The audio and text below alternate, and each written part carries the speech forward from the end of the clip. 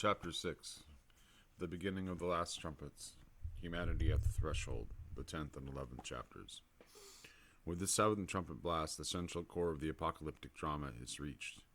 At the sound of the first 4 trumpets, 4 concentrated acts follow each other with solemn, equally measured pace.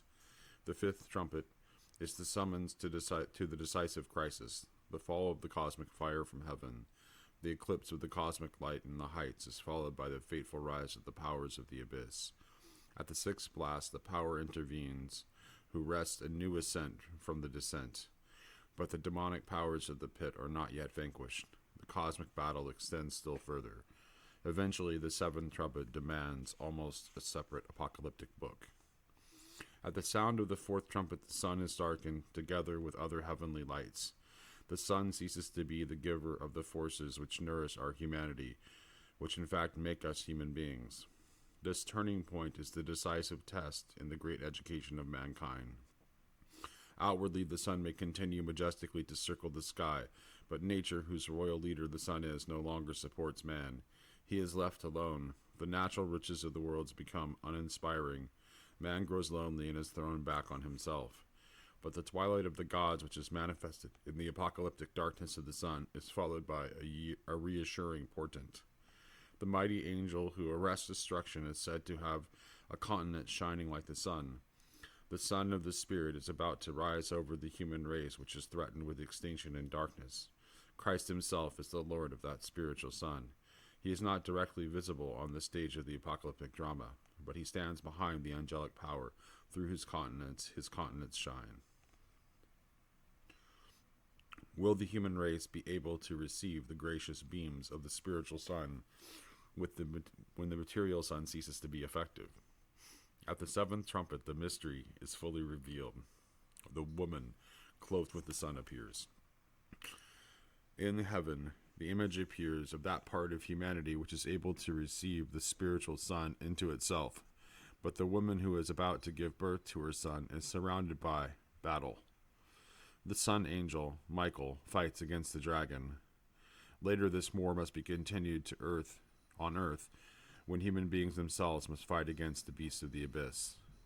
Thus, the whole theme of the drama of the trumpet blast could be defined as the breaking through of the spirit sun. The old creation, which once came into existence through the divine command, "Let there be light," is running down. The trumpet blasts are a call to new creation.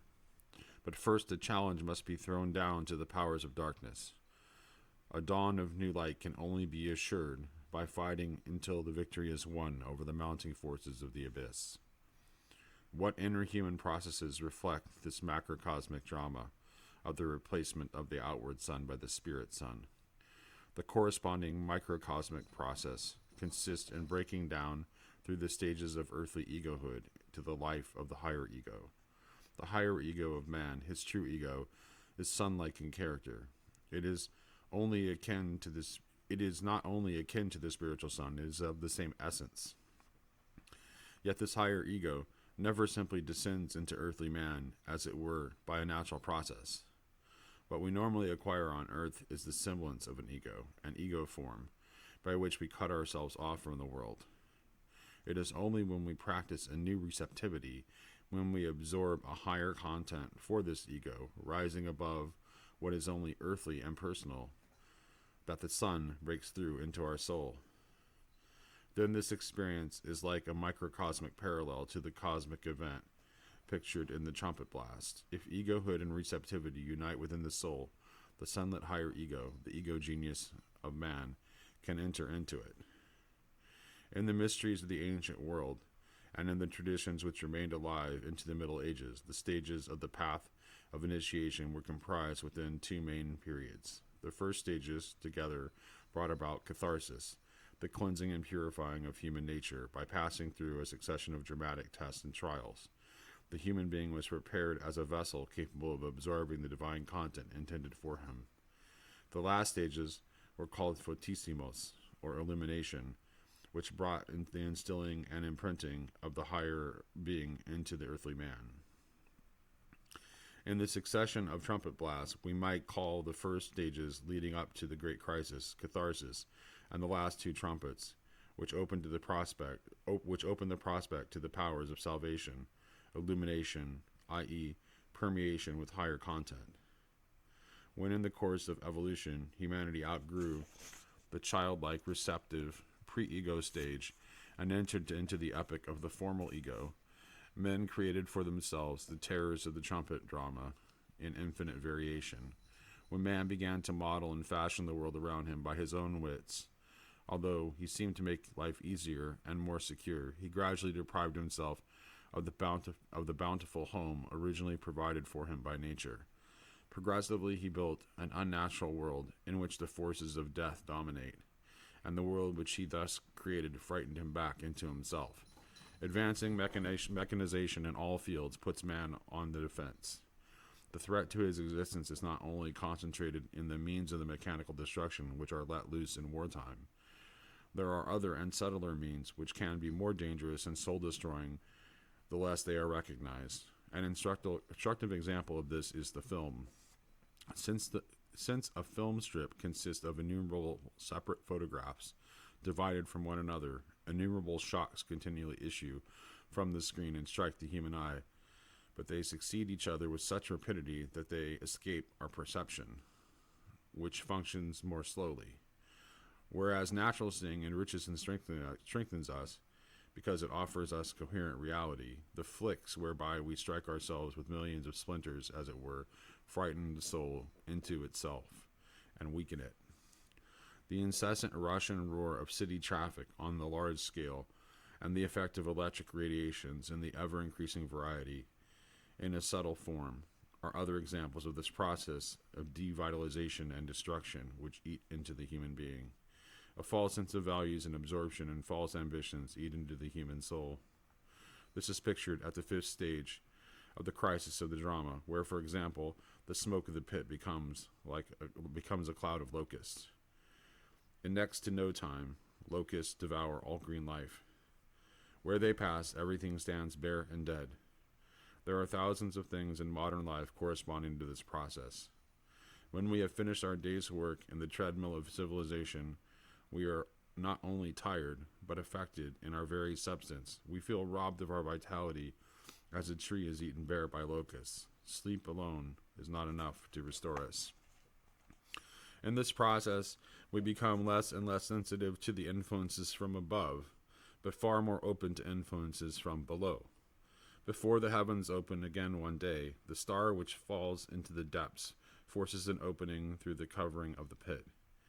It is the consequence of the prevailing blindness to the higher world that man should forfeit his inward calm. From the open pit, spirits of restlessness invade souls and bodies. A wild hunt of specters is let loose. Epidemic possession threatens us in reality. The first period of the ego age, i.e., the age since the human race has begun to grow in ego, was characterized by the fact that no content from above was any longer received into the human soul. This is the microcosmic meaning of the first four trumpets. From the fifth trumpet onward, influences are set in from below, which hollow out the ego and eventually rob man of his individuality. This is the second period. The third stage of ego evolution stands as a task before us. If there is to be a future, we must again become able, without losing the fruits of our wandering in the depths, to receive a content from above. The formal, fictitious ego must overcome in that we receive in our souls our genius as our higher ego content. This higher ego will prove to be the messenger of an entire spiritual environment whose light will shine into our souls in times to come. This is the sphere of the spiritual sun, the sphere of Christ, who is approaching mankind anew. In man, the breakthrough of the sun is accomplished when he finds the strength to wrest inward peace from restlessness, rising from below, threatens to dominate his soul.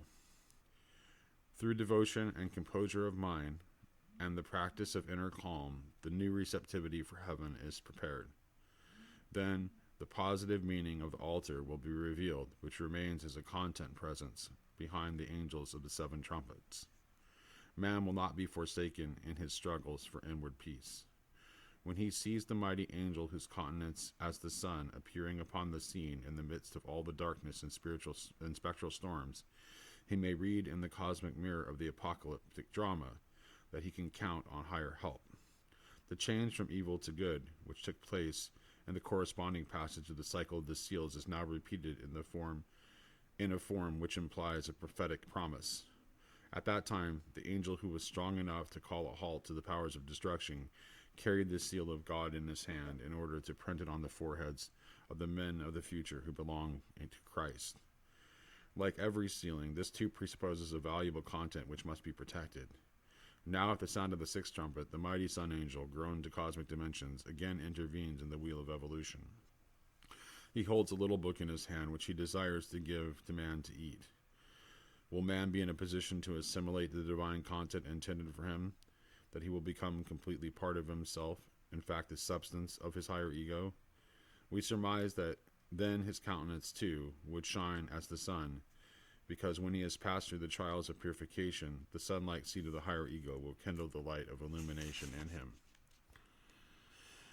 The herald of progress effects the change.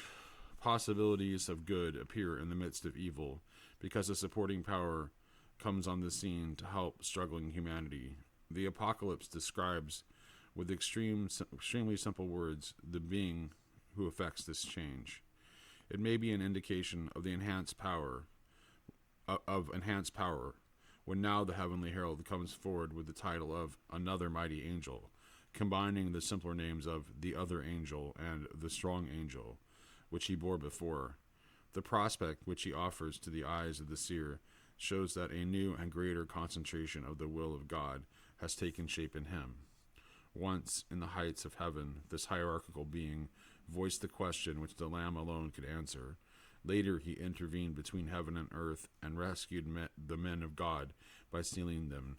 Now we clearly see him descending from heaven to earth. He stands with one foot on the ocean and with the other on the mainland of the earth. He is the messenger of God who is going before Christ to prepare his way.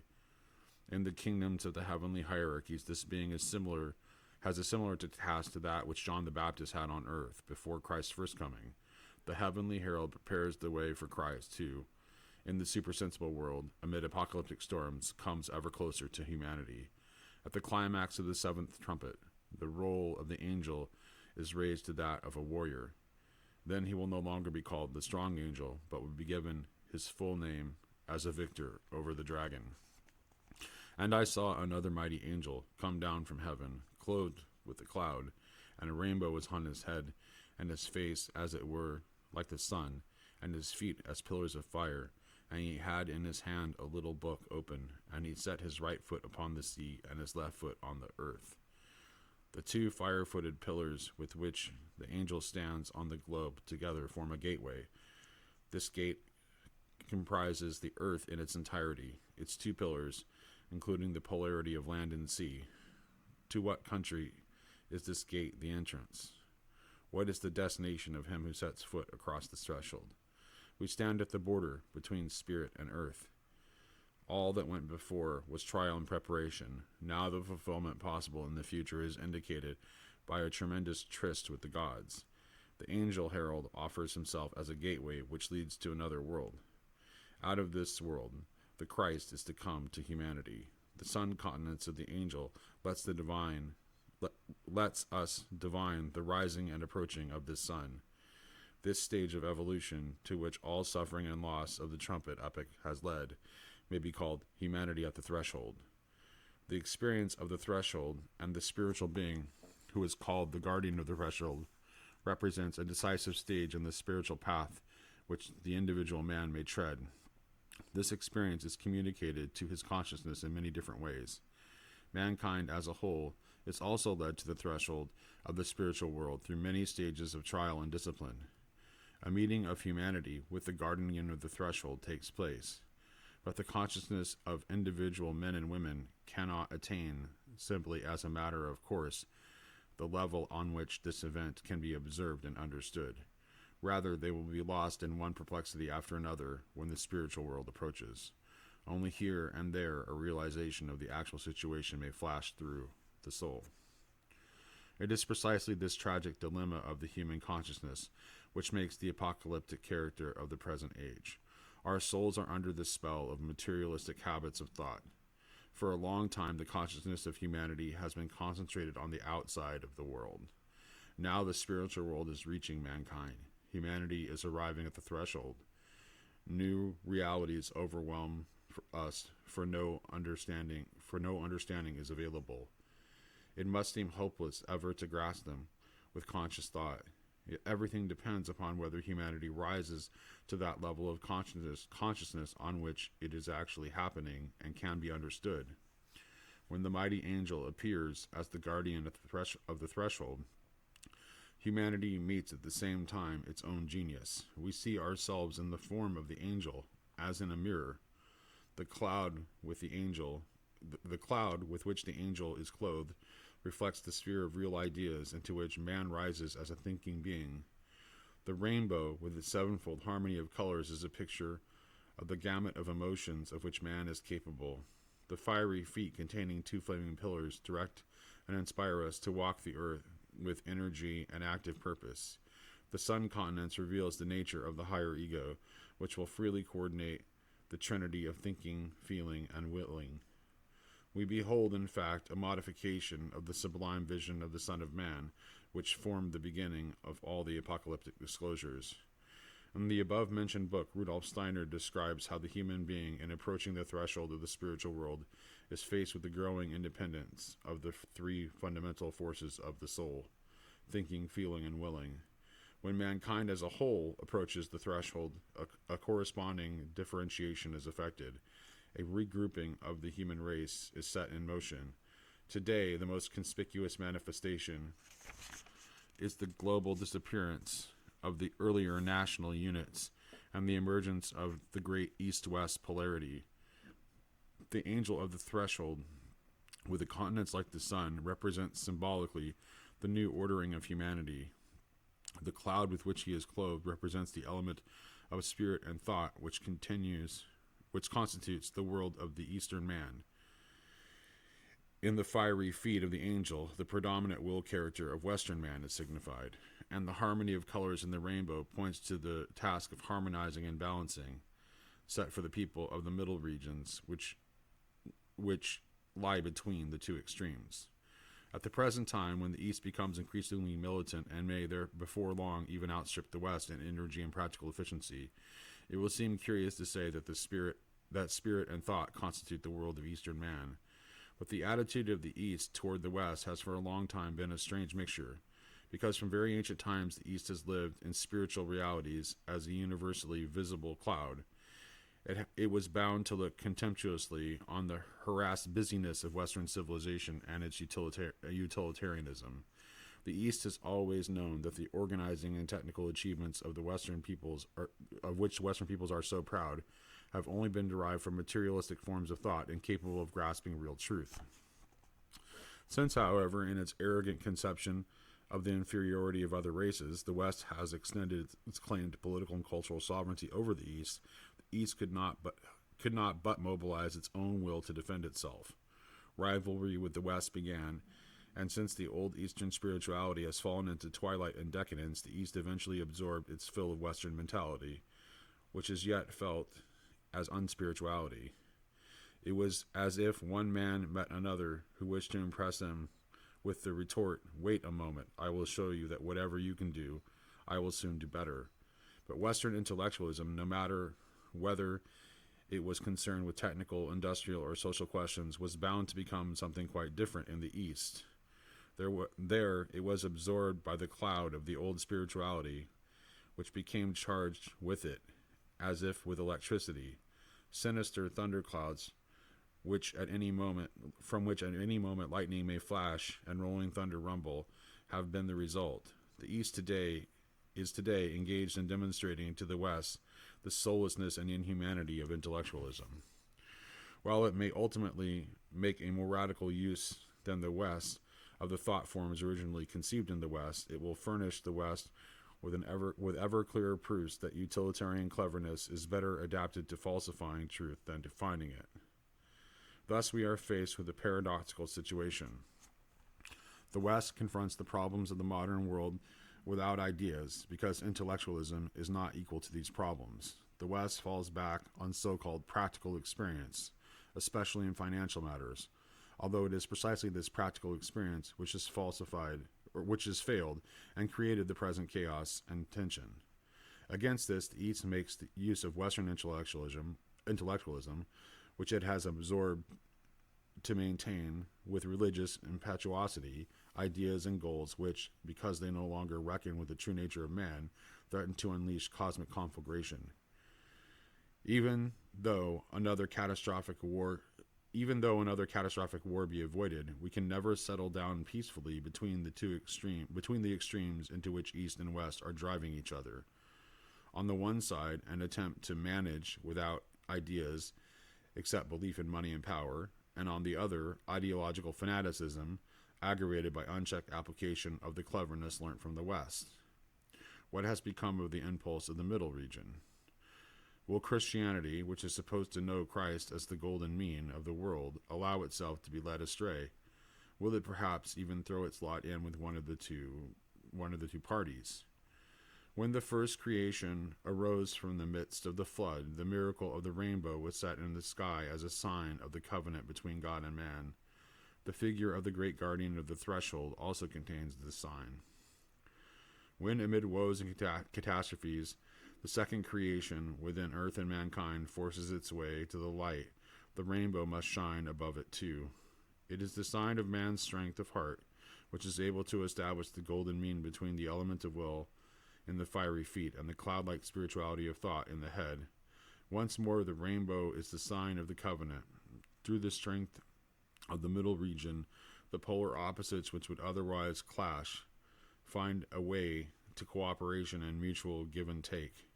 The rainbow men who can bring the peace of the world are not confined to the geographical middle of the world. Wherever the Christian apocalyptic impulse is alive, the sign of the covenant appears. A warmth of heart is not squandered in an egotistical religious life as an end of itself, but penetrating the whole of human nature toward both poles can produce a harmonious triad, a Christian feeling between a Christ-filled thinking illumined by wisdom and a Christ-filled willing inspired by love. Mankind's guardian of the threshold was revealed to the seer John in a picture, word, and being, one after the other. After the cosmic figure had risen before the imaginative consciousness, the faculty of inspiration heard him speak, but he cried with a loud voice, as when a lion roareth. The resounding cry finds a sevenfold cosmic echo. 7 thunders answer him. It is as though yet another sphere was to join in the soul of the trumpets. John understands the new word of revelation and prepares to write down the 7 thunders evoked by the angel's cry have uttered. Then he is instructed to leave still sealed what is sounded in the cosmos as a secret for the future. The angel of the threshold can nevertheless calculate the result. That the thunders answered him in this way is to him a sign and proof that the time is now quite right. He now proclaims a solemn oath that there should be time no longer, that the mystery of God should be finished. In Goethe's fairy tale, The Green Snake and the Beautiful Lily, an exact parallel can be found to the stern oath of the angel. After 3 secrets have been revealed, the snake has whispered the 4th into his ear. The old man with the lamp in the subterranean rock temple can utter the cry of liberation. The time has come. Likewise, when the thunder has boomed and the revealing echo to his question, the angel of the threshold can give the password for the fulfillment to begin. From imagination and inspiration, the great encounter with the guardian advances to the stage of intuition. The angel gives a share in the substance of his own being and thus offers his contribution to the fulfillment he has solemnly proclaimed. The little book which he holds open in his hand he gives to John, who in obedience to the spiritual instruction has asked for it. He accompanies the action with the words, "Take it and eat it up," and John experiences what the angel foretold. In his mouth the little book tastes sweet as honey, but makes his belly bitter. It permeates his whole being with a transforming force. When humanity reaches the threshold of the spiritual world, man has only one choice: of remaining behind and plunging into ruin, or of absorbing spiritual content into himself in quite a new way, which demands of him transformation of his whole being, and precisely thereby gives him strength for inner progress. How do we learn to assimilate into our being the book offered us in accordance with the purposes of the angel of the threshold? In the little open book, the first of the basic apocalyptic pictures reaches out to us in an altered form. The heavenly book which was closed at the first with the 7 seals. We are now already in the realm of the second basic picture of the heavenly altar, which forms the background of the trumpet blasts. So in a sense, it is before the cosmic altar that the angel gives us the book to eat. Book and altar meet. Everything spiritual that we accept as doctrine and knowledge will penetrate and transform our whole nature when we learn to combine thinking and devotion, inspiration and reverence, when the celebration of the altar becomes a source of our seeking for knowledge. The synthesis of knowing and believing, book and altar, flowing from the intuitive element of the great angel, involves a severe test of sincerity, both from science and religion. Side by side with book and altar, in anticipation of the 7 vials of wrath, the third basic picture appears: the temple. The seer is instructed to measure the temple and the altar, and to distinguish strictly between the temple and the forecourt. There was given me a reed like unto a rod, and a voice spoke unto me, saying, Rise and measure the temple of God and the altar, and them that worship therein. But the court which is without the temple leave out, and measure it not, for it is given unto the Gentiles. Humanity cannot approach the threshold without taking stock of its beliefs and drawing up a balance sheet of religious life. The relentless question must be faced with complete sincerity: how far mankind has outgrown the forecourt of pre-Christian times and traditions and advanced to the temple building of real Christian life. It is not difficult today to see the golden measuring rod with which invisible hands are at work measuring the temple and altar. The thin veneer of nominal Christianity is cracking, and paganism, which has uneasily slumbered for centuries beneath the surface of so-called Christian culture, raises its giant head. Confronted with a Western Christianity adulterated by intellectualism and materialism, the Asiatic continent remembers its own ancient traditions. And if every now and then a wave of Germanic or Celtic Renaissance sweeps through Europe, one cannot simply dismiss these nostalgic attempts to revive the pre-Christian spiritual life of Northern Europe as foolish or childish.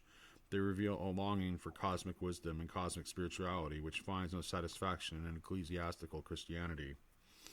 Even within the precincts of the Christian churches themselves, Christian content and method continue to stifle the seed of true Christianity, since the magic of Egypt and Rome has never been completely overcome in Roman Catholicism, nor the spell of the Old Testament in Protestantism. Will the forecourt ultimately prove itself mightier than the temple itself? The revelation of St. John contains no illusory optimism. It knows that when the time for balancing accounts has come, there will be no occasion for self-satisfaction. The measuring of the temple is the signal for the opening of the tragic mystery drama. In the hour of profoundest need, the king summons the 2 strongest heroes to fight for him, and lo, both will fall in battle. I will call out my 2 witnesses, the 2 olive trees and the 2 candlesticks standing before the God of the earth. And the beast with the sinneth out of the bottomless pit shall make war against them and kill them, and their dead bodies shall lie in the streets of the great city. Where previously the 2 pillars of the feet of the angel of mankind stood, 2 human figures emerge. In them the spiritual life and the whole world has taken on human shape. The human mind has applied itself at all times in 2 directions, from the pyramids of Egypt and Babylon to the universities and factories of today. Science and technology has issued from the endeavor to understand and to master the forces of nature. On the other hand, in religion and art, man has cultivated his connection with the world of the spirit. The genius of humanity carries in his hands 2 torches, one directed toward earth, the other toward heaven. between the tree of knowledge and the tree of life stands the Lord of the earth. By slight indications, the apocalypse makes human countenances appear from these two trees of the spiritual life of humanity. In saying that the two witnesses are endowed with authority to turn water into blood, it points to the figure of Moses, and who ascribing to them to the power, and by ascribing them to the power to shut heaven, it calls up the figure of Elijah. When in Egypt Moses turned the water into blood, he was not performing a gruesome miracle. Rather, through his agency, the great change of consciousness whose threshold mankind had then reached was accomplished in awe-inspiring visions.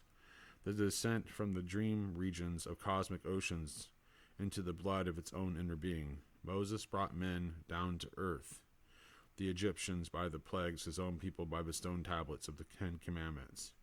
He was the leader into that mental condition in which the dreams and visions of the past were replaced by abstract thought and ego consciousness. Neither was Elijah working miracles when, before Ahab, he shut up the heavens and announced the period of drought, nor after the triumph over the priests of Baal, when on Mount Carmel he called up the rain clouds. In the picture of thought and rain, the speech of silence of higher worlds is indicated. When heaven bestows revelations, or keeps its sluice gates closed, it is manifested through the men of God like Elijah, who regulate the connection between mankind and heaven. Moses looks back into the past and describes the creation of earthly existence. What has come into being lies before his receptive gaze. Elijah looks prophetically into the future. He is the minister of the divine evolutionary will. Moses is the guide to thinking and knowing, Elijah to believing and seeing. And when the disciples on Mount Tabor perceived the transfigured Christ between Moses and Elijah, they saw in him the genius of mankind between the polar currents of spiritual life and humanity. They saw the Lord of the earth between his two witnesses. The power of the bottomless pit rose up against the two witnesses. The drama of the martyrdom of the two witnesses and their subsequent resurrection is compressed into a few verses of the Apocalypse. But the same theme has been amply developed in Teuton mythology, and the Volupta section of the Edda, Wallace's song of the Twilight of the Gods, describes the same events. Only the names are different. The characters are the same. The trouble caused on earth by Loki's clan, the offspring of the pit, grows till it is unbearable. Finally, the strongest of the gods themselves confront the enemy on the battlefield. Two pairs of warriors come forward. The Midgard snake, the devilish, many-headed monster, is opposed by the god Thor, wielding the hammer, but he is unable to conquer. The two opponents kill each other, and from their flowing lifeblood leap the flames of cosmic conflagration. Wotan, the father of the gods, himself confronts the wolf Fenris, the cold satanic power of darkness. But Wotan fails to win the victory. He succumbs, and the wolf, his teeth gleaming, is left triumphantly alone. Had Vidar, the great unrecognized son of Wotan, not been there, the fate of the earth and mankind would have fallen under the satanic power forever. Someday, however, so the Edda predicts, Vidar will come forth from concealment and will avenge the father on the Fenris wolf. The important correspondence between the vision of the Apocalypse and that of the Edda is emphasized through other apocalyptic fragments of ancient times. In the Muspeli, one of the oldest documents in Old German from the time of Charlemagne, the place of Thor is taken by Elijah through association with the prophecy of the second coming. Christ will be preceded not only by Antichrist, but by a new activity of Elijah. This I heard the philosophers say, that Antichrist with Elijah will fight. The assassin is armed when the strife begins. The champions are so mighty, the cause so immense. Antichrist supports the enemy, indeed Satan, who will destroy him. And many believe, who are men of God, that Elijah is hurt in the fight, and his blood trickles into the earth. The hills will burn down, no tree will escape. In the glow of the heavens the sea will dry up. The moon will plunge downward, the earth will be burnt. No stone will remain. The second pair of warriors is referred to again in the short New Testament epistle of St. Jude, and indeed in such a way as there too we find the bridge from the Apocalypse to the Edda, as if in passing we are shown an enigmatic, exciting scene. The archangel Michael is contending with the power of Satan for the body of Moses. This is the moment when the wolf Fenris triumphs over the body of Wotan, and yet must already defend himself from the power of Vidar, son of the gods, who has attacked him from above. Whether the Apocalypse and the Epistle of St. Jude are speaking of the body of Moses, or the Edda is speaking of the body of Wotan, it is the same pictorial truth. Wotan, as giver of the runes, corresponds to Moses as the author of the commandments. Both were inaugurators of knowledge resulting from thought. The body of thought is the subject of dispute between Vidar and the wolf, between Michael and Satan. In recent times, drawing from the intimate familiarity of the Russian soul with the revelation of St. John, Russian philosopher Vladimir Soleyev, in his short story of Antichrist, has contributed to this theme of boldly prophetic vision of the future. In the Europe of the 21st century, which has just shaken off a Mongolian government lasting 10 years, a man rises to the highest position as leader. Equipped with great gifts of genius, and through a boundless self-love, he sees himself as the fulfillment of prophecy of the second coming of Christ. In the 33rd year of his life, he goes through an inner crisis and a strange outward experience from which he emerges completely transformed. A spirit of uncurbed pride causes him henceforth to hate Christ and to despise him as profoundly inferior to himself. He is chosen as president for life of the United States of Europe. Eventually, however, all the continents of the earth combine to pay him homage as emperor of the world. After the solution of the social problem by the equality of the universal satisfaction, he turns to the religious question and summons the Christians, who are very much reduced in number, to a general ecclesial council in Jerusalem. Assisted by his chancellor, a black magician, Apollonius, he presided over the council and demands from all three groups, Roman Catholic, Greek Orthodox, and Protestant, fantastic promises of never failing recognition of his autonomy. The great majority submit to the Antichrist. Only a small handful resist. The aged elder John, the determined leader of the Eastern Church, requires of the emperor that he should confess Christ. The magician, standing by the ruler of the world, causes a dark cloud to rise and kills with a flash of lightning the first of the faithful witnesses. When the Pope, in the name of the still steadfast Roman Catholics, pronounces sentence of excommunication against Antichrist, a stroke of lightning from Apollonius strikes him also to the ground. Filled with horror, the Christians encircle the two corpses. Ernst Poli, a professor of theology and leader of the Protestants, exhorts them to courage. Apollonius is installed by the emperor as the new pope, and inaugurates an era of ecclesiastical power and magnificence accompanied by the most incredible miracles. After a few days, an answer comes from the prayers of the little group gathered around the bodies of the two witnesses in the region of the Mount of Olives. The breath of life returns to them. Through the impression made by this miraculous resurrection, the union of the churches is consummated. They must now find their own way apart from all secular power. Although Soleyev confines the Antichrist to one man and the witness to the representatives of two concrete denominations, we can yet recognize something in the style and tension of the apocalypse of this present-day eschatology. It is true of Antichrist as well as of the kingdom of God that one cannot actually say of it, lo here, lo there. It is an omnipresent world power which appears in countless forms, not only where the name of Christ is combated and shunned. Similarly, the works of the two witnesses cannot be identified with ecclesiastical movements. The picture of the two corpses in the streets of the city called the spiritual Sodom and Egypt reveals a much more fundamental and comprehensive tragedy, lifeless science and lifeless religion.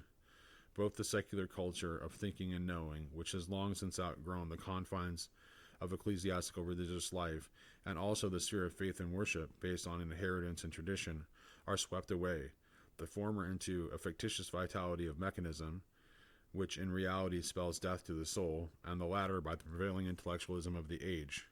The powers of the pit have extinguished the candles whose light once helped mankind to rise to the level of spirit. One hope remains.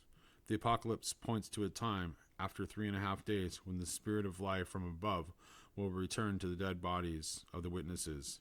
The Edda and St. Jude's epistle speak of the decisive intervention of Vidar, Michael.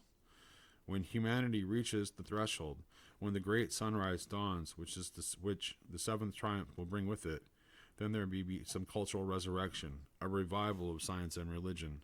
Science can be restored through a science of the invisible, which is alive because it enters into the supersensible realm which gives life to all things earthly. Thus the breath of life returns to the dead body of science and the outward form of culture. Likewise, when the spirit world draws nearer to mankind, endeavors will be made toward a religious renewal. Everywhere new reformations may be set on foot, whereby the spirit life returns to the stiffening corpse of religion. The resurrection of science has given an impulse of the resurrection of science has been given a great impulse of importance to the work of Rudolf Steiner. His was not a purely human brilliance. In him, man became the organ of a higher helping power, which desires to wrest the corpse of human thinking and knowing from the adversary, and to make it throb with new life. The spiritual science, founded by Rudolf Steiner, signifies an inroad into culture of the Michael powers. Already it has shown its living influence in many departments of knowledge and culture. The victory thus won opens the way to the resurrection of the second witness. His death was indeed brought about mainly by the cold breath of rationalism and agnosticism. With thinking, devotion can also rise from the dead. Indeed, without the practice of devotion and freedom, knowledge itself can never rise above the material, external side of existence. The impulse to religious renewal lives in the Christian community, offers a special contribution to the awakening of the second witness. What the Christian community presents is no new religious theory. As the bearer and preserver of a new ritual and sacramental organism appropriate to present-day consciousness, it regards itself as an historic fact in religious development. It would have been impossible to found if human potentialities had not been at its disposal. A higher sphere collaborated and bestowed on it the spark of life. Thus the hope of a new springtide and Easter, affecting civilization as a whole, mingles with the stormy trials and struggles which face mankind at the threshold. Whether the path from the dying and becoming is open will be shown by the degree to which the polarity between the two witnesses has ceased to be in opposition. The separation of knowledge and faith was a symptom of decline and loss. The harmonious collaboration would conjure up everywhere a shining reflection of what the three disciples saw on Mount Tabor, Moses and Elijah like the pillars of a gateway through which Christ as the central sun appears. There are altars today which can stand the test of the golden measuring rod. The altars of the new sacraments are like an omnipresent Mount Tabor, well springs of cultural resurrection. As in ancient times, cult again produces culture. Every time the sacrament is celebrated, the miracle is accomplished whereby the tragic twilight of the gods is turned into salvation. At one side of the altar, the gospel is proclaimed, which newly understood is an elixir of life for lifeless thinking. We see Moses, the one witness, rise to new life. At the other side of the altar, devotion rises up like incense as a response to the divine word. Devotion and worship are aroused from the new source, and Elijah, the other witness, rises from the tomb. The risen Lord of the earth reveals himself, and the risen witnesses stand, one at his right hand and the other at his left. Civilization receives from the altar the seed of living knowledge and renewed truth.